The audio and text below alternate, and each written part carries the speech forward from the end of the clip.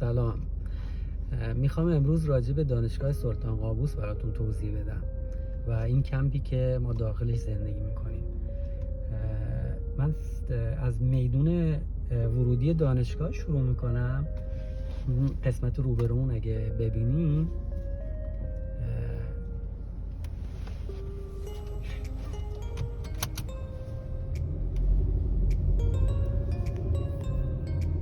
اینجا میدون دانشگاه است که به اصطلاح بهش میگن دوار جامعه.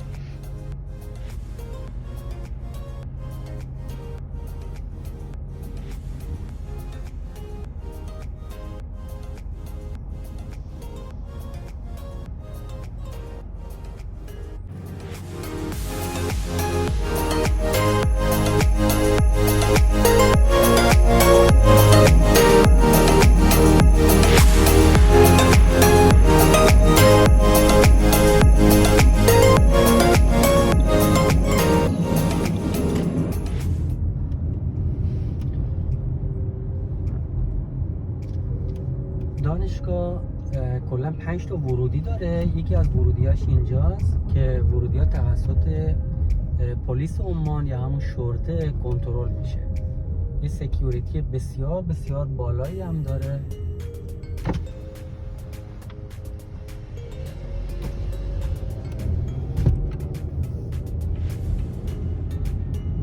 سمت راست و چپمون درخت‌های نخل می‌بینید.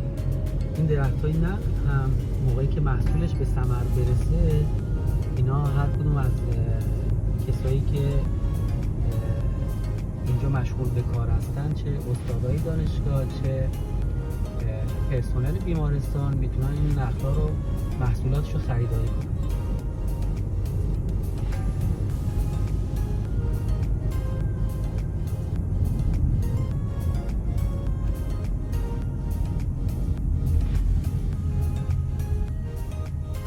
سمت راست اون اگه دقت کنید یه باشگاه سوارکاری داریم مربوط به دانشگاه هستش و شما میتونید ازش استفاده کنید. برای استفادهش باید به هزینه پرداخت.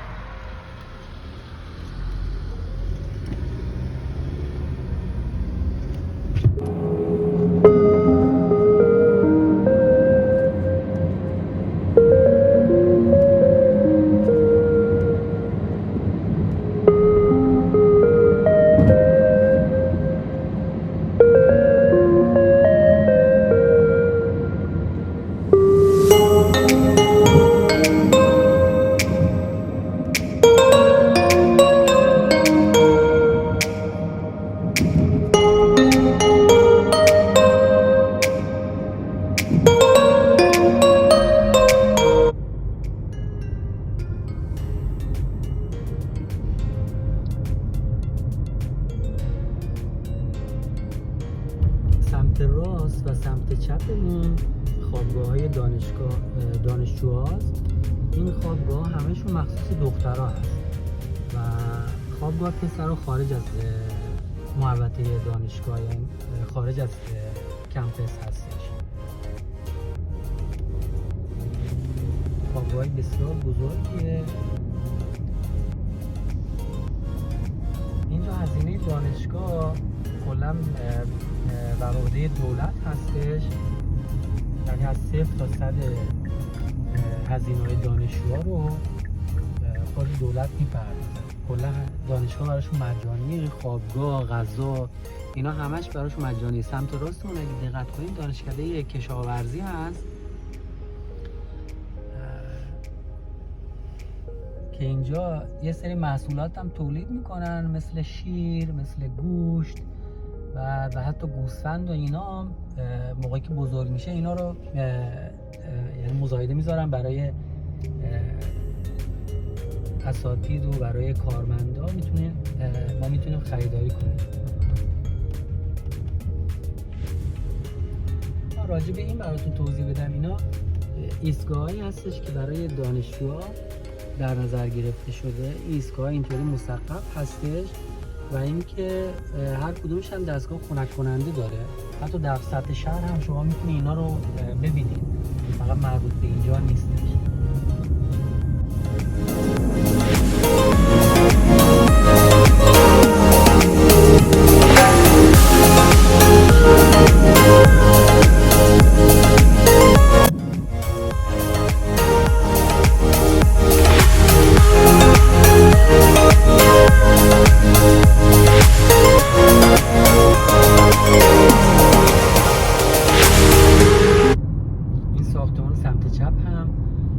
سلف سرویس دانشجوها هست، هم برای دخترها هم برای پسرها.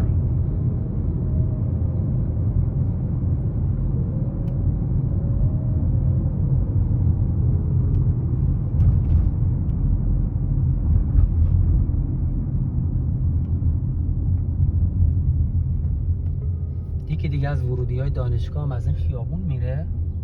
انتهای همین خیابون هم یه ورودی دیگه داریم.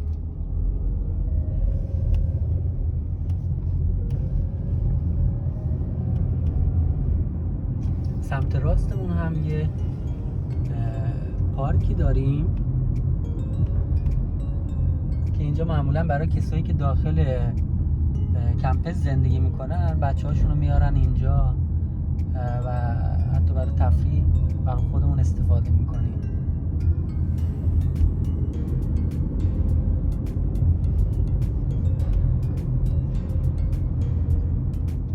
پارک دیگه هم اینجا داریم، قسمت همین سمت چپمون یه پارک بسیار بزرگی هستش.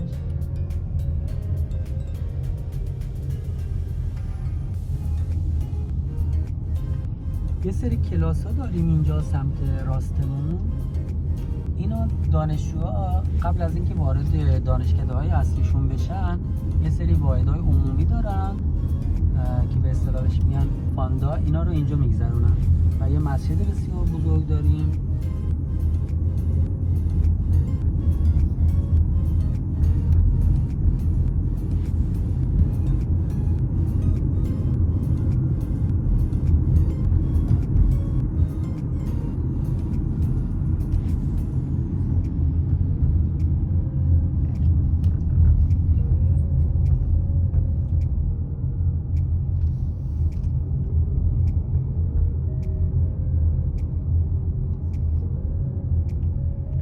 سه تا بانک داریم داخل دانشگاه. یه بانک MBO داریم، یه بانک زوفار داریم و یه بانک مسقط داریم. کلا همه کارامون، هر کاری یعنی داخل دانشگاه، داخل هر کاری داشته باشیم همه داخل دانشگاه وجود داره. کارهای بانکی، یه پست آفیس داریم اینجا.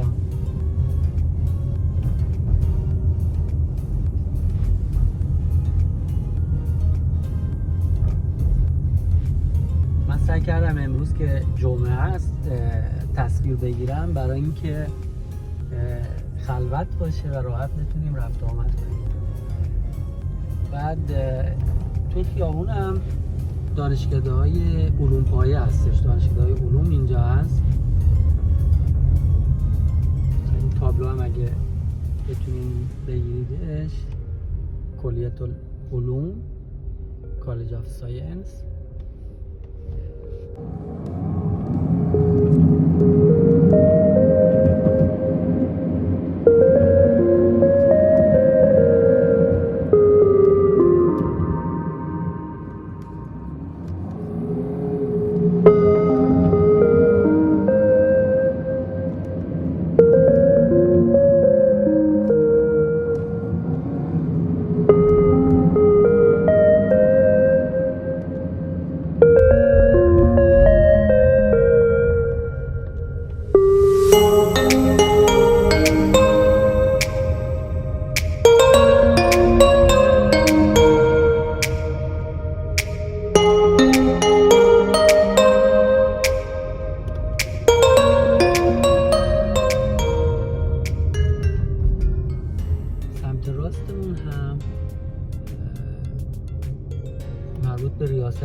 گاز یا تابلوش هم مشخص هست اینجا. رئیس دانشگاه اینجاست، رئیس جامعه. ساختمان مربوط به ریاست دانشگاه اینجا.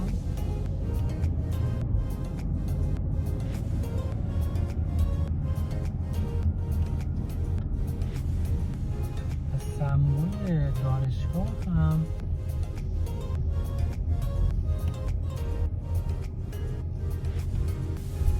این برج ساعته هستش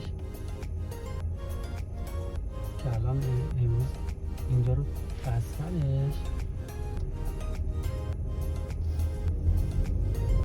این نمای دیگه میریم میگیریمش.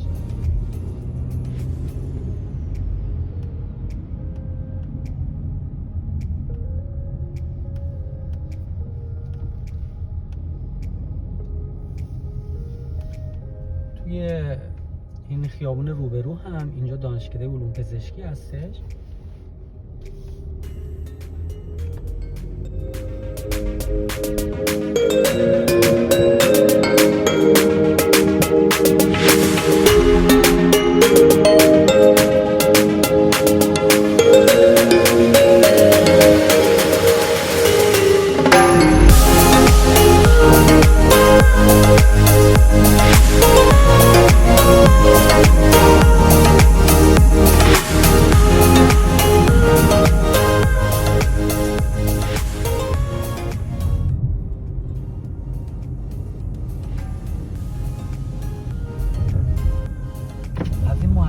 سمت چپمون هم که هست اینجا برای جشن‌های فارغ التحصیلی ازش استفاده میکنن، مزینش تزیینش میکنن و جشنشون رو اینجا برگزار میکنن. تصویر برداریشون هم همون کنار برج ساعت هستش. یه ساختمان کتابخونه‌مون روبرو داریم، بهش میگن مجتمع ابتکار.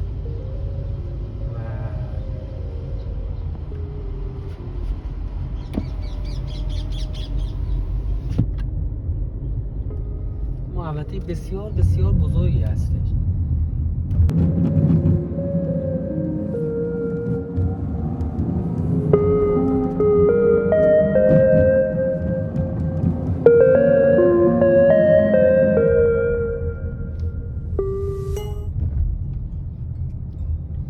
این برج ساعت هم اینجاست.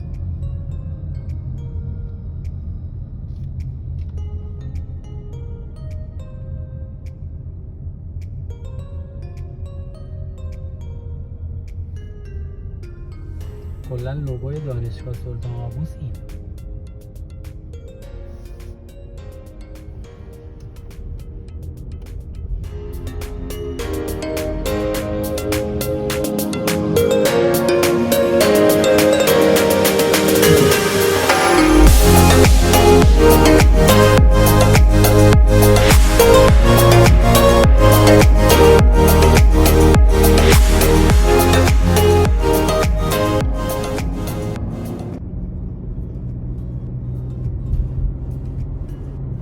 ساختمون چند طبقه هم که روبرون هست، کنسر سنتر هست، جدیداً افتتاح شده.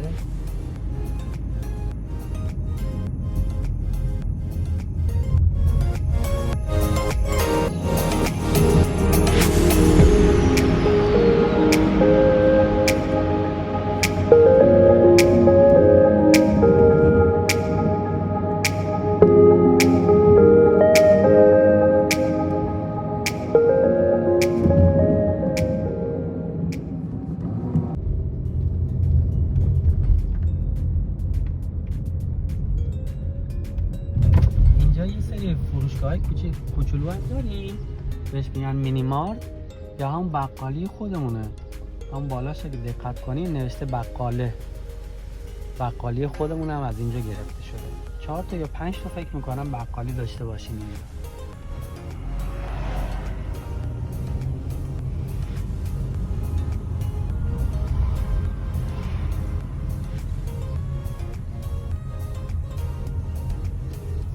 سمت چپمون هم دانشکده چیز رو داریم، دانشکده پرستاری رو داریم. روبرون هم بیمارستان سلطان قابوسه. بیمارستان بسیار بزرگ و مجهز.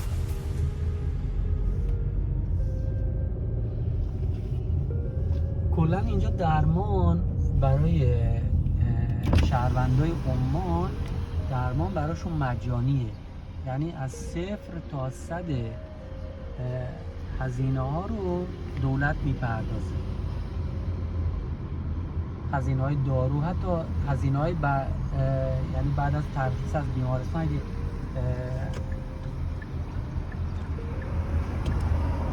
اگر که نیاز به مراقبت هم داشته باشن، خود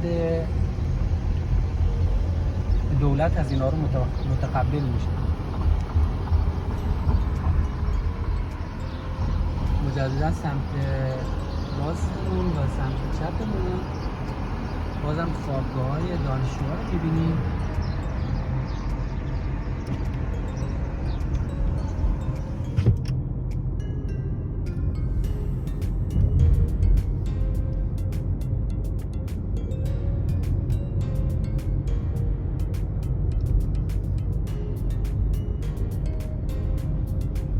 یکی دیگه از ورودی‌ها هم این روبرون هست.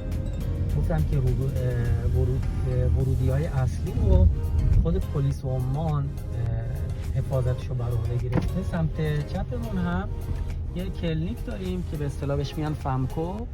این مربوط به کسایی هستش که اساتید و کارکنان و کسایی هست که اینجا استخدام هستن برای ایناست.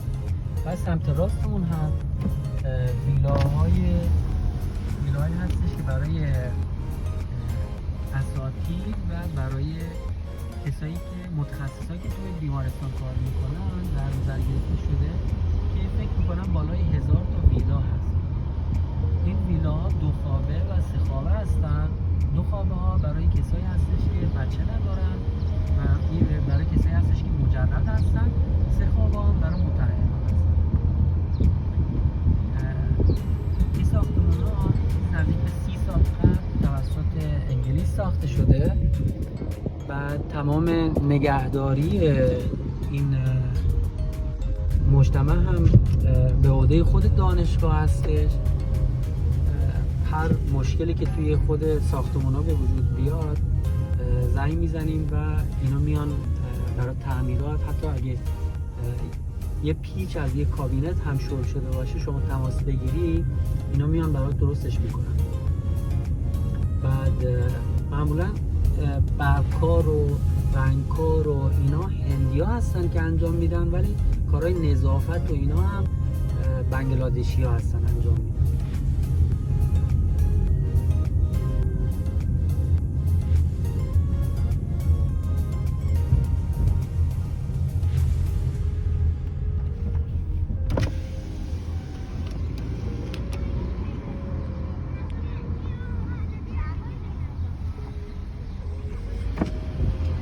این ساختمون ها همین ویلایی که گفتم به صورت دوپلکس ساخته شده. اینا همشون در نظر گرفتن برای اساتید و برای متخصصان. شما اگه از این ویلاها استفاده کنید پول پرداخت نمی‌کنن، ولی اگه از این ویلاها استفاده نکنید علاوه بر اون حقوقی که میگیریم یه پولی دیگه هم اضافه بهتون میدن. دانشگاه بیرون از محوطه دانشگاه هم بیرون از این محوطه یه سری خونه‌های دیگه هم داره، آپارتمان داره. شما اگه از اونجا استفاده کنی یه پولی هم بابت این که شما خارج از کمپس زندگی میکنی بهت میپردازن برای هزینه‌های رفت و برگشت. سمت راست ما هم یه استاف کلاب داریم. اینجا رستوران و بعد سالن بدنسازی و استخر و اینا هستش که میتونی استفاده کنی.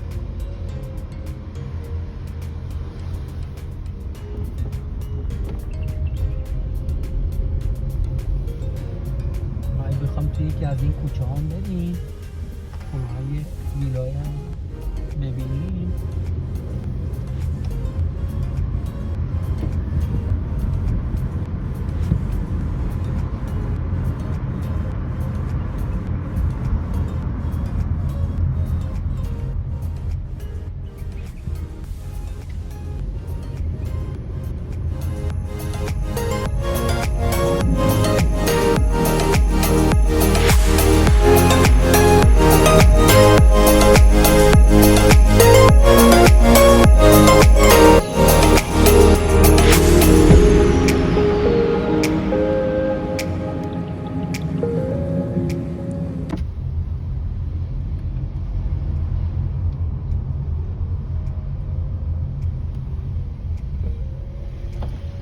ها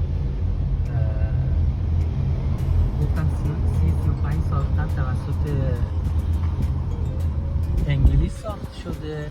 همه‌شون مجهز هستن. سیستم خنک کننده همه با چیلر هستش. فکر کنیم مثلا 35 سال قبل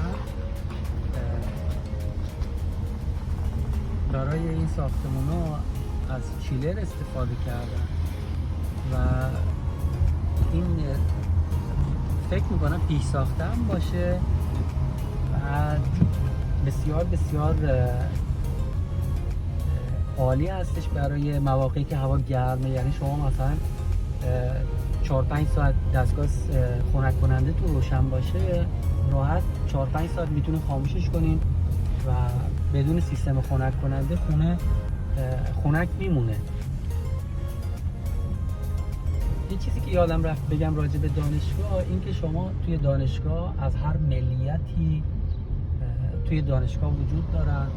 مسیحی وجود داره، مسلمان سنی وجود داره، مسلمان شیعه وجود داره و هندو وجود داره. هیچ کسی به کسی دیگه برتری نداره و اینجا همه کنار هم دارن زندگی میکنن. یعنی هیچ کسی از کسی دینش رو سوال نمیکنه، چون حتی پرسیدن دین هم جرم داره. بعد برای اساتید دانشگاه هم بسیار بنفیت های خوبی در نظر گرفتن. علاوه بر اینکه حقوقشون واقعا قابل قیاس با ایران نیست، بعد سال یه بلیت رفت و برگشت پرواز به اون کشورتون رو بهتون میدن و اینکه هزینه درمان مجانی هست مثل شهروندای عمان. متاسفانه خیلی خیلی اجحاف میشه تو ایران در حق اساتید ما. خب